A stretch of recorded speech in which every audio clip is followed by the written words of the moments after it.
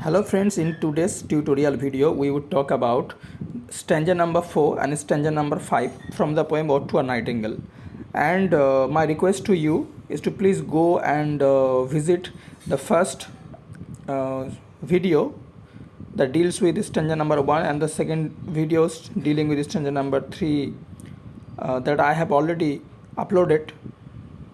2 and 3 that I have already uploaded in my channel. Then you can better understand the whole poem. And in the next video I would talk about the remaining portion of the poem. So let's begin. The poet is saying that away, away, for I will fly to thee. The poet is saying to the nightingale, or addressing the nightingale, that I want to leave this world and go to the world of yours. I want to go away and away from this world. I will fly to thee. That means I will fly with you. Help me to go to the world of yours. As I have already said that the poet John Keats looks upon the world of the nightingale as an ideal world, not charioted by Bacchus and his parts, not charioted by Bacchus and his parts, but on the viewless wings of poesy. So in order to go to the world of the nightingale, in order to make a journey to the world of the nightingale, the poet does not want to use the chariot that was used by Bacchus and his parts. It's a mythological reference here. Bacchus is believed to be the Greek god of wine and fertility, and in the National Museum in London there is a portrait, and the portrait was made by Titian. Titian was a Venetian artist or painter during the Renaissance, and once he made a oil painting of Bacchus, into which it has been shown that Bacchus's chariot is being drawn by some panthers or cheetahs. So here the poet John Keats is saying that he wants to go to the world of the nightingale, but he does not want to make his journey by the chariot of Bacchus. Here it is important to have a quick look at this painting here. Here, as you can see, Bacchus and Ariadne. Ariadne is the goddess of fertility in Greek. So the image, as you can see here you can observe, I think, a chariot, and the chariot is being drawn by two leopards or cheetahs. And this image was actually a oil painting, and this painting was made by Titian, whose actual name was Tiziano Vesili, but he was more frequently known as Titian, a Venetian artist. He drew this picture at the request of a duke, Alfonso. So this image can be seen even today in the Museum of London. And so this line here, that not charioted by Bacchus and his parts, in this line the poet has made a direct reference to that picture. So I have shown you the picture, and the credit goes to Wikipedia link here, and it would be now more easier for you to remember this reference here. So the poet is saying that I want to go to the world of yours, nightingale, but I don't want to go there using the chariot of Bacchus and his parts. Parts means leopards. Then how would I make my journey? I want to go to your world. I want to make my journey flying on the wings of poesy, but on the viewless wings of poesy. A very important line. Viewless wings of poesy means power of imagination. Wings of poetry. That means the poet wants to go to the world of the nightingale using his power of imagination or flying on the wings of imagination. Here, poetry. Okay. So the flight of imagination is very important here to understand this thing. And flight of imagination is one of the many features of romantic poetry. So here, viewless wings of poesy, by this phrase the poet is referring to the flight of imagination, or imagination that enables one to fly or to add an wings to one's thought. Anyways, though the dull brain perplexes and retards, that means the poet's heart wants to follow the course or the path of the nightingale in order to go to the world of the nightingale. The poet's heart wants to follow the nightingale's path, wants to go to the world of the nightingale, but the poet's brain, head, yet has some doubts and is perplexed. And it as if here the poet's head or intellect is creating a kind of problem here, as if it's not allowing the poet to fulfill its heart's desire. Here I would say obviously that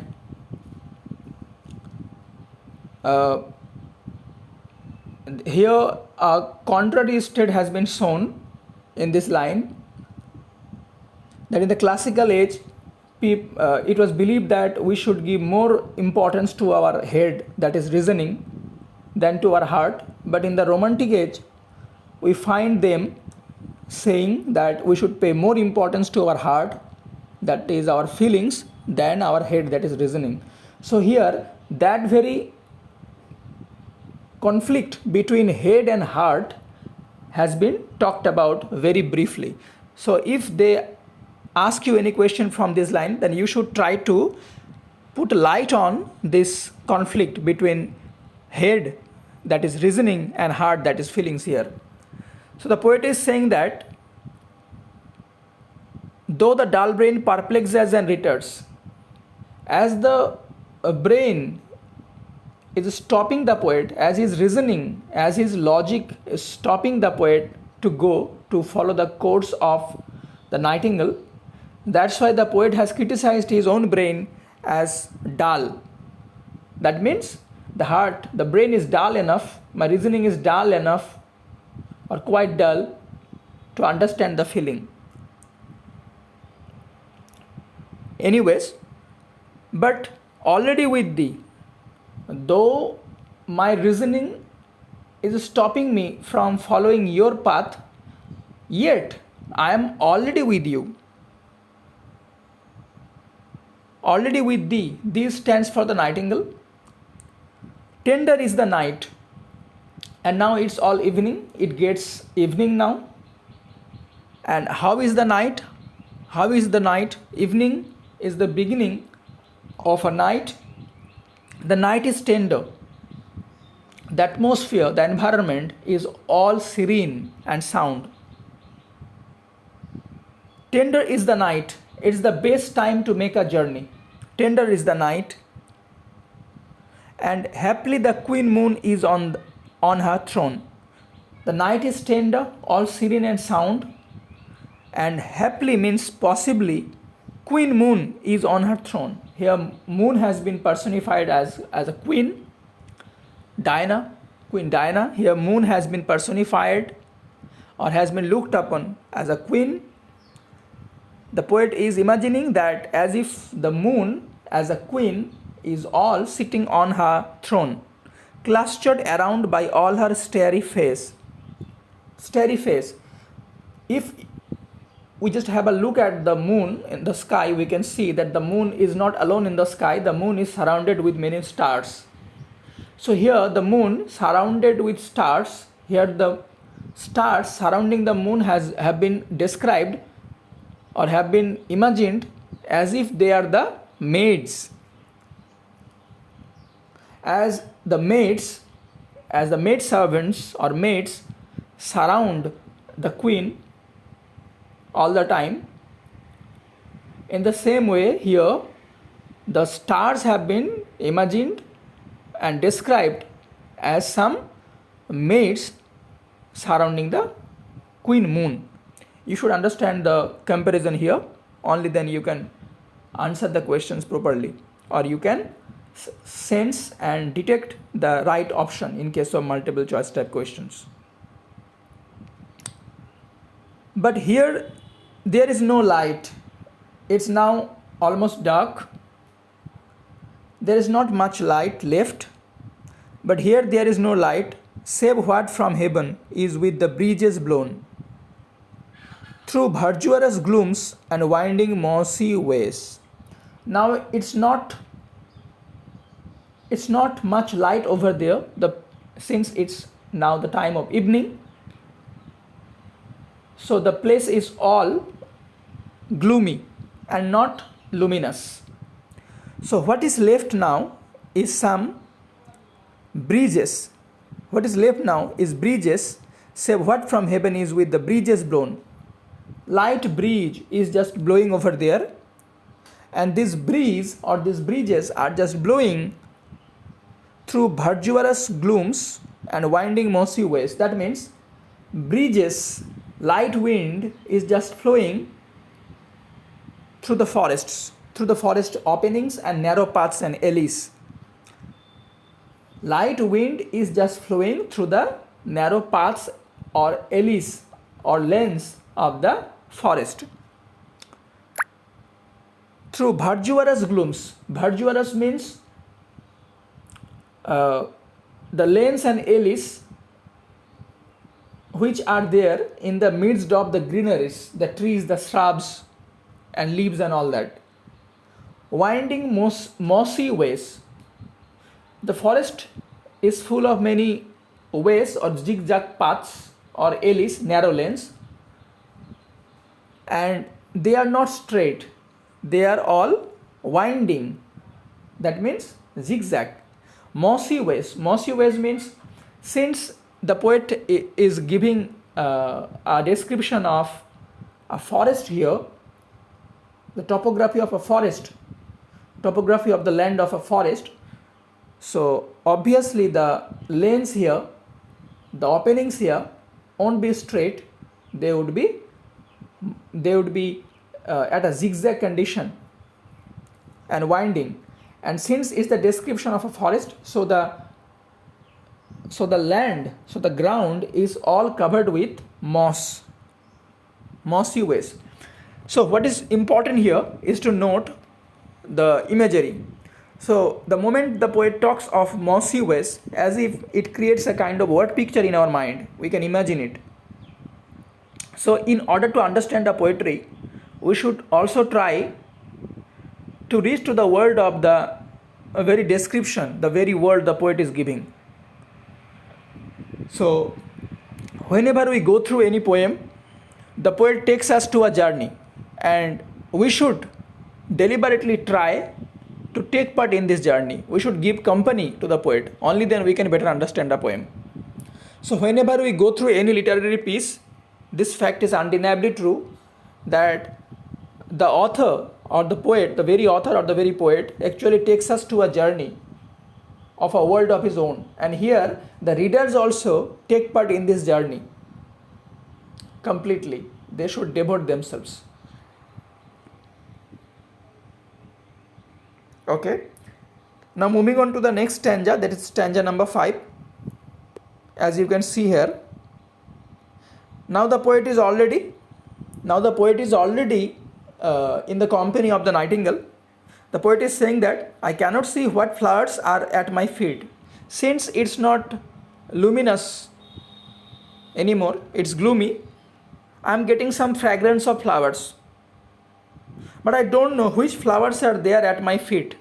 At my feet means obviously the flowers would bloom from the trees, from the shrubs in the forest,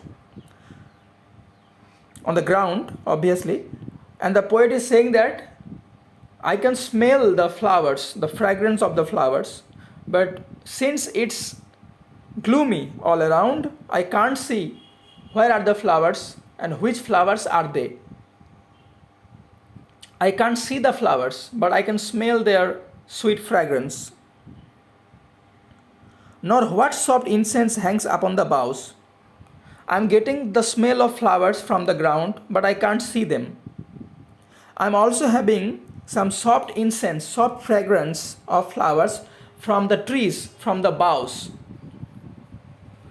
but I can't even see them.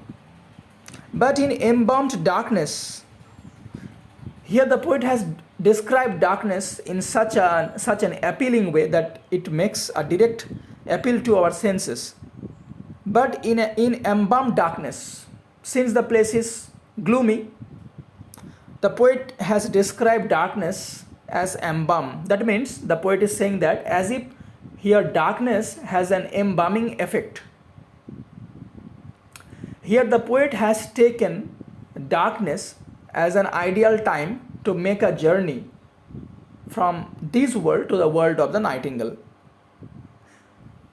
Apart from this description, there is parallel reference to death here. In embalmed darkness, the poet has described darkness that has an embalming effect on him, that helps you to better understand the situation, to make a journey. As if the poet has found this darkness to be more ideal, more convenient, and easier to make this journey. Here the poet is actually enjoying this darkness, and that's true. Guess each sweet wherewith the seasonable month endows. Though the poet can't see which flowers are there at his feet, which flowers are there on the boughs, but since he knows that it's the month, it's the very season of blooming blossoms, that's why he knows well wherewith the seasonable month endows the grass, the thicket, and the fruit tree wild. It's the season of blossoms, and he knows it well. That's why he knows this thing also well, that at this moment the trees, the shrubs, the plants all are full with blossoms. The trees are in bloom, the shrubs or plants are in bloom, as it is the month of blossoms. So he has talked about the grass, the thicket, and the fruit tree wild. At this season, the trees become wild with fulfillment or fruition, from flowers to fruit and all that. The fruit tree now go wild with fruition. White hawthorn and the pastoral eglantine. Thicket is a kind of rose. White hawthorn and pastoral eglantine, these are all some references of some roses. These are the flowers of the rose family. And white hawthorn is a kind of a rose that these plants have thorns on them. There are different species of roses in the rose family, and some of the rose plants are not so woody in the structure. They are shrubs in their forms, and they have thorns on them, much thorns on them. So what is important here is the reference to the various flowers, the thicket, white hawthorn, and pastoral eglantine. So pastoral eglantine is also a kind of flower here. So a kind of wild rose with fragrant leaves and flowers. And pastoral means this kind of flower, this kind of roses, this kind of plants grow in the field. And hawthorn, a kind of shrub of the rose family that has thorns on it all over. So anyways, fast fading violets covered up in the leaves, and some other flowers are also there, that is violet flowers are also there, and they are all covered with the leaves. And from beneath the leaves, from under the leaves, the sweet fragrance of the flower violet is coming. So that's the thing. We all have a kind of better understanding. All the fragrances of flowers have a kind of association with that particular, all the fragrances have a kind of association in our mind with that particular flower. That's why once we get the smell of a flower, we can only smell the fragrance and can say that it is the smell of which flower. So that's the thing. Here the poet can't see them with his own eyes. He is getting their fragrance only. And since he has a kind of a kind of association with those fragrances, that's why he can say that which flowers are there at his feet and which flowers are there on the boughs. So here the names of the flowers are important. Many a time they have asked questions about these flowers also. Fast fading violets covered up in leaves. Here violets have been described to be a fast fading one. That means the violets, they just bloom so fast and withers away faster. That means no sooner they just appear on the plants, then they just fade away. Yes, অনেকটা ওই শিউলি বা এই ধরনের কিছু ফুলের মতো যেগুলো খুব দ্রুত ঝরে পড়ে যায়. Anyways, and mid-May's eldest child. Here the violet flowers have been described to be the eldest child of mid-May. That means these flowers are the first to bloom or to grow or to bloom in mid-May. So here the violet flowers have been described to be the fast spreading and mid-May's eldest child. So it's also an example of personification here.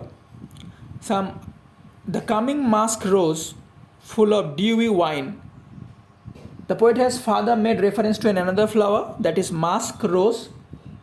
It's another species of rose that belongs to the rose family.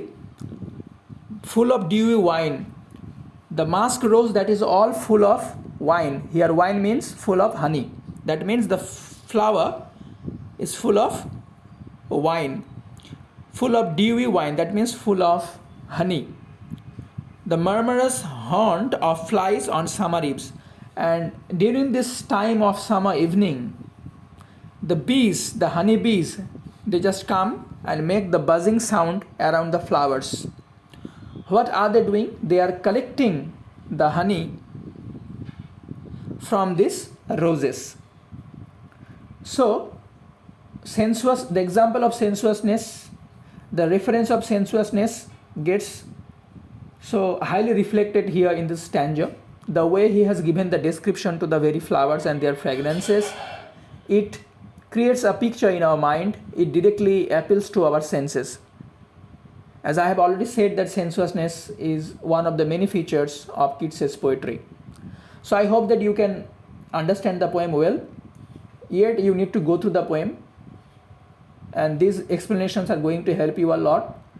My request to you, as I have already said, please subscribe the channel. Please subscribe the channel. It motivates me a lot to work for you. And in the next video, I would soon appear with the remaining stanzas. Thank you so much for watching.